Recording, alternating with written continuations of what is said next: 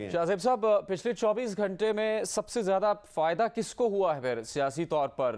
हुकूमत, तहरीक इंसाफ, दीगर जमातों में या दीगर इदारों में? देखिए, जो पिछले 24 घंटे में हुआ है जुनैद, वो इस बात का नतीजा है कि इस वक्त इस पूरे के पूरे सिस्टम में किसी को किसी पर एतबार नहीं है। इमरान खान साहब के बारे में कहा जा रहा है कि उनको कोई ना कोई यकीन दहानी कराई गई है, वो इसलिए गए हैं, वो इसलिए नहीं गए हैं। वो इसलिए गए हैं कि पहला उन्होंने एक ब्लफ कॉल किया था, और जो ब्लफ किया था और वो कॉल हो गया क्योंकि वो कह रहे थे कि मैं आऊँगा, मैं आ जाऊँगा, मगर वो जब हुकूमत ने कह दिया कि जी आप फिर करके दिखा दें, तो वो आ गए। और जब वो आ गए तो ना तो उनकी इस्लामाबाद में 20 लाख लोगों की तैयारी थी, ना ही इस्लामाबाद में जितने भी लोग आ गए उनको रखने की तैयारी थी।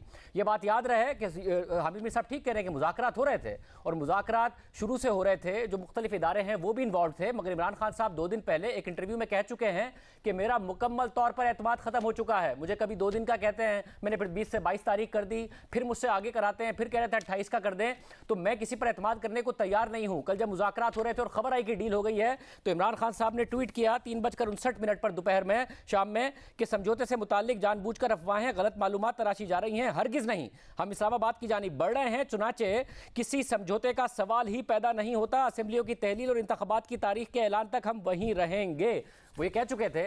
और वो जब आए हैं तो जाहिर है फिर वो क्राउड नहीं था, वो टर्न आउट उस तरीके का नहीं था जो वो एक्सपेक्ट कर रहे थे। उनको उस क्राउड को भी जितना वो लेकर आए थे वहाँ पर रखने की उनकी तैयारी नहीं थी, इसलिए वो चले गए हैं। जो मुज़ाकरात हो रहे थे उसमें ना तो इमरान खान साहब को भरोसा है, जो भी उनको यकीन दहानियाँ कराई जा रही हैं, ना ही इस हुकूमत को भरोसा है। जो बीच में मुज़ाकरात करा रहे हैं उन पर दोनों का भरोसा नहीं है। इस हुकूमत को भी डर लगा हुआ है कि आज हम पेट्रोल की कीमत बढ़ा दें, IMF का मुआहदा बहाल करा दें, तो जो लोग हमें एश्योरेंस दे रहे हैं कि आपकी हुकूमत कहीं नहीं जाएगी, तो ऐसा ना हो कि हमारी हुकूमत वही गिरा दें।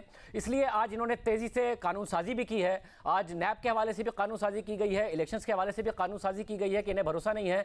और ना सिर्फ ये कि सियासी जमातों को आपस में और सियासी जमातों के इदारों पर भरोसा नहीं है, अनफॉर्चुनेट है बड़ा कि अदलिया के हवाले से भी अब ये सवालात उठ गए हैं। आप ये देखिए, और ये बड़ी बड़ी बदकिस्मती की बात है कि जब कोई पटिशन जाती है तो ट्विटर पर बहुत सारे वो रिपोर्टर्स जो कोर्ट को कवर करते हैं वो पहले से बता देते हैं कि कौन सा जज क्या बेंच बनेगा, कौन सा जज होगा, कौन सा जज नहीं होगा। और फिर जब बेंच बन जाता है तो ये बता देते हैं कि फैसला किस नौइयत का आएगा।